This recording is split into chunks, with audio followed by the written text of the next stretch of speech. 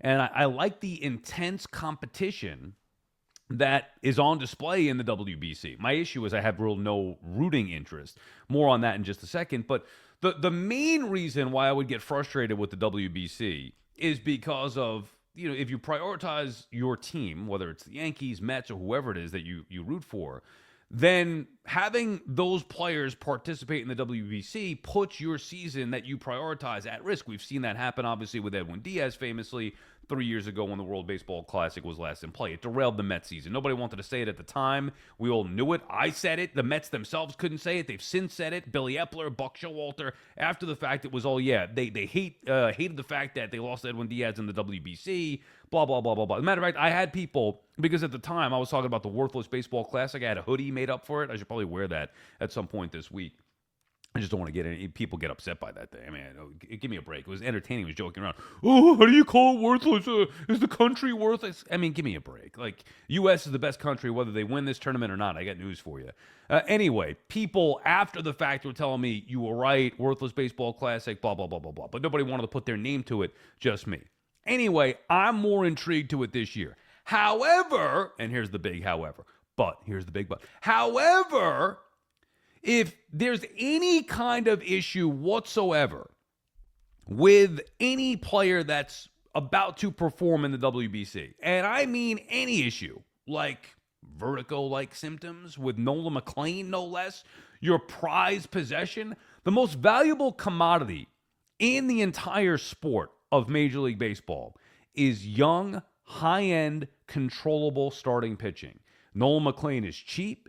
He's ace-like potential. They're raving about him from spring training. You saw what he did a year ago. Ultra competitor, all these different things. He is the rarest commodity in the sport. It's not just McLean, Cam Schlittler, whatever. Pick a Paul Skeens. Pick a young, high-end starter. A young starter with the high-end potential. I shouldn't put those guys in the category of Skeens, but you get the point. That's the most valuable commodity in the entire sport. And here are the Mets with their prized possession, who they're obviously pitching last year was god-awful, and they couldn't find one good starter. Now this year, at least you have Peralta and McLean. But still, the Mets have their prized possession, and he's going to be the guy that's going to the whip in the WBC, slated to already pitch 2 games. I don't know how they schedule this stuff, but he's scheduled to pitch, I think it was the 10th, Tuesday against, if I'm not mistaken, Italy. Forgive me for not knowing the entire WBC schedule. But he's supposed to pitch 1 game against Italy, I think, on Tuesday, March 10th. And then again, if U.S. makes the final, Nolan Mclean's going to be the guy to pitch the final. Well, why is that? A, because he's good and they like his competitiveness, but B, because, Tarek Skubal, for example, is pitching only 1 game. Well, why is the Mets guy got to do this? And I worry about McLean because of how competitive he is. Not to mention the vertigo-like symptoms that he's been suffering or had last week. Now, he's slated to pitch today, so by the time you listen to this, this could be old news. I mean, maybe the Mets do shut him down. In fact, don't allow him to go there. But McLean, when he spoke yesterday on Tuesday, he seemed pretty hell-bent on, I'm going to throw a bullpen tomorrow, whatever, a pitch out in one of the back fields, and if I'm good to go, then he's going to leave the team and go join Team USA. If I'm the Mets, and I would be, I'm evolving. I have to admit, I'm learning. If I'm the Mets, I would allow the players who are healthy to participate in the WBC. Those who get selected, those who want to participate in it, okay, fine. So I would do that. However, the caveat would be, if there's any kind of issue whatsoever, like Lindor, he wanted to play in it, but then the hamate stuff, turns out he ends up having surgery. I mean, Lindor, I bet, would have played through it. If they would have insured him. And by the way, speaking of that, we never mentioned this. How much money does Bad Bunny freaking have? I mean, if Bad Bunny's willing to insure the whole PR team, think about that. It was like, I'll insure Correa, Lindor. He wanted to insure the entire team, Puerto Rico, $32 million per year for some of these guys. Like, God damn, how much money does Bad Bunny have? Anyway, Lindor, I bet you if he got insured, he would have wanted to participate in the WBC and put off the hamate surgery. Obviously, that didn't happen, and now he's on his way back trying to get ready for opening day for the Mets. With McLean, vertigo-like symptoms, vertigo could be... Now, I'm not saying that this is the case, that there is an issue, but it could be a potential issue. I'm not having... Especially with him. It'd be one thing if it were, I don't know, David Peterson or somebody like that. I'm not trying to minimize those guys, but this is the one guy you can't... They can't mess with Nolan Mlan. He's their prized possession. He's the one guy you can't have any issues with. So even if it's vertical-like symptoms that he feels better with, I would shut it down. Or at the very least, and I think Jim Duquette said this yesterday on Baseball Night in New York on SNY with me, that at the very least maybe you meet in the middle and say, okay, if you feel good enough after throwing today, maybe then you go make the first start on the 10th and then come back to us. And that's the way that it should be. And by the way, all these different, because I'm prioritizing the Mets. I mean, that's what should be prioritized here, which also then takes away from whatever this World Baseball Classic tournament means to people. Like, what do you get if you win the WBC? You don't even get a gold medal. At least a gold medal is something that any great athlete, especially individual athletes, wanted to attain forever, right? It's the Olympics. You win a gold medal. Okay, great. So if you have the, Michael Jordan and the dream team go there in Barcelona in 1992, they get to get a gold medal. You can't buy that, even though you millions of dollars. You win a gold medal. Great. Okay, so if you have, hockey, Team USA, women's, men's, they win the gold medal. Well, what do you get in the WBC?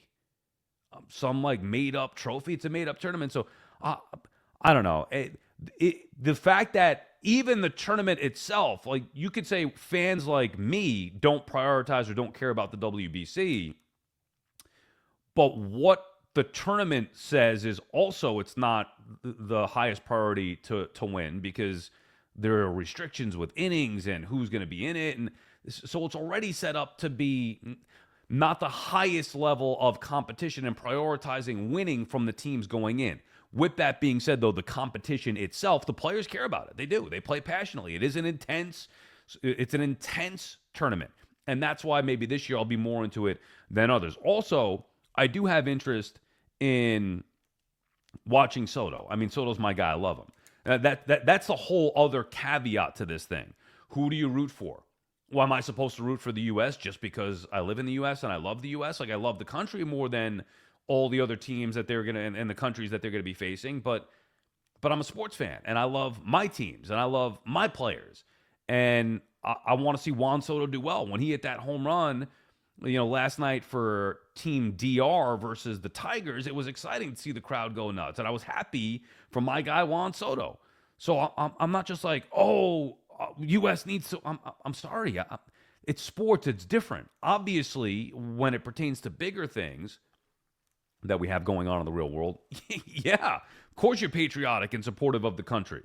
That's been the case forever. Sports to me are different. Even with simple stuff like how many transplanted fans are there of teams, especially in the NFL. In New York, there are so many fans that root for teams that are out of town. But the whole idea is supposed to be, well, you're in New York, you're supposed to root for the teams that represent your city. Well, no, not necessarily. I like another team because of a fantasy player or because of, for me, I grew up rooting for Deion Sanders. Whatever it may be, I get younger people to like another team. It could be their fathers grew up liking the Cowboys and then they like the Cowboys. Like, if you're from New York, how can you be a big Cowboys fan? Dallas Cowboys? Well, it happens. So it's not geographically why you're a sports fan in a lot of cases. And it's the same thing in the World Baseball Classic. Obviously, you'd like to see the U.S. do well, but if I like Juan Soto and I look at the team DR and they're loaded, and if you were to place a bet on it, then you're going to root for Team DR, no? Anyway, so that's, I don't really have a true rooting interest, which takes away a little bit from the WBC. Also, even as much as you would want to see USA win, I don't want to see Nolan Mlan pitch for Team USA. I'd rather see him wait to pitch for the Mets. So there's already a built-in disconnect. And what do you get if you win? Oh, wow, they won the World Baseball Classic. Congratulations. Great. You don't hang a banner, you don't get a ring. It doesn't really, it's like the NBA Cup. Great. The Knicks won the NBA Cup. Do you feel any differently as a Knicks fan today after the fact that they won the NBA Cup than you did at any point over the last, 40 or 50 years, whatever it's been since they, 50 years since they won a title, over 50 years, right? 1973, the last title. So do you feel any differently? I don't. And I'm assuming most of you don't. You forget about it. Oh, they won the NBA Cup. Great. Okay, that was a fun little exhibition tournament kind of in season. Now go win the real thing. More on the Knicks in a little bit. I was excited for the WBC, and then I saw Aaron Judge's speech. That was a bad look. I'm not trying to pick on Judgy because I do believe he's truly a great leader and a great captain.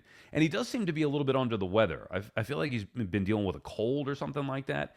Maybe that took away from some of his level of excitement. But there also seemed to be a forced element to his speech that he had to give to the team. And it was not a motivational speech. That was brutal. Like, guys, we're here, we're representing, we're battling, and we're going to go get this thing. He didn't know what the hell he was talking about. I mean, I was actually surprised at how bad Aaron Judge was with that speech for Team USA. That can't be the real Judge. I don't know what was going on there. Maybe he felt uncomfortable being in a room that's unfamiliar to him with all those guys that aren't his real teammates.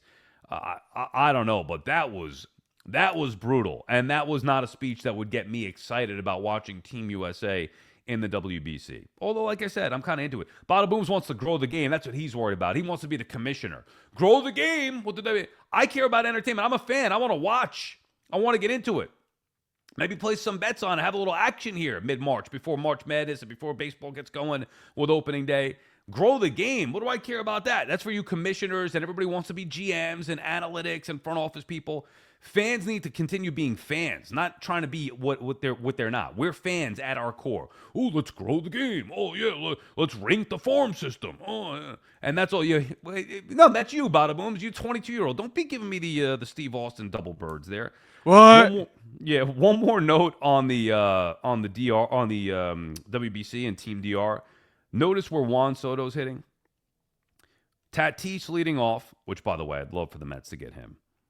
You got Ketel Marte hitting second, and Juan Soto hitting third. Now, their lineup is absolutely loaded. Vlad behind him, Machado behind him, Caminero. You have J-Rod hitting seventh. But if Soto could hit third on Team DR, why wouldn't he be hitting third with the Mets? He's like in that lineup, and I don't want to hear about, the protection behind him is Vlad. You don't have anybody else. Look at who's in front of him with Marte. Okay, yeah, Tatis, sure, but Marte's not he's a good player. It's not like he's some lights out stud. So why wouldn't the Mets have Lindor leading off, Bichette second behind him, and then Soto third? It just doesn't make any sense. Or even if you wanted to have, there's ways where maybe the Mets could figure it out and have either Polanco, although I don't love that. I don't like that idea of moving Polanco to second in front of Juan Soto. I'd rather have him behind Soto in the lineup. But if you wanted to keep Bichette behind Soto, then just have him hit fourth and Soto third. I still would rather it the other way around anyway. I want more guys on in front of Soto. That's my point. And the point everybody keeps pushing back at me is they want Soto on for the other guys. No, it shouldn't work like that. You can make the case that Team DR should have Soto second and then have Marte down in the order. Why would you have Vlad hitting fourth? I mean, Marte is good, but wouldn't you rather have Tatis, Soto, Vlad, then Machado, maybe Marte behind him? Like, you could put Marte down in the order. No, they want guys on in front of Juan Soto with Tatis and Marte on in front of him. So that's what I want to see the Mets do. Have guys on in front of him. Not him be the guy to get on for Bichette. Yeah, okay, Bichette's numbers are great in the clutch. Good, somebody else is going to be on for him, whether it's Lindor or the bottom of the order when it turns things back around. Maybe Benj long-term projects as the number 2 hitter for this team. Obviously not this year as a rookie, and you don't want to put that pressure on him. But Soto should be hitting third. That's the point. He's hitting third in an absolutely loaded lineup. Usually you would see the all-star lineups like this, where even the best hitters either get moved down or moved up a little bit. Like a traditional 3-hitter is going to hit second in a loaded lineup because you have an even better 3-hitter. Or a traditional 4-hitter might hit 5th or 6th because you have an even better 4-hitter in an all-star lineup. Well, that's the case with Team DR, and even with that all-star loaded lineup, Soto's still hitting third. Juan Soto should be the 3rd hitter in the New York Mets lineup. Period. End of story. You want him to do damage with guys on in front of him, not him being the guy to pass the baton to anybody, even if Bo Bichette has the best average.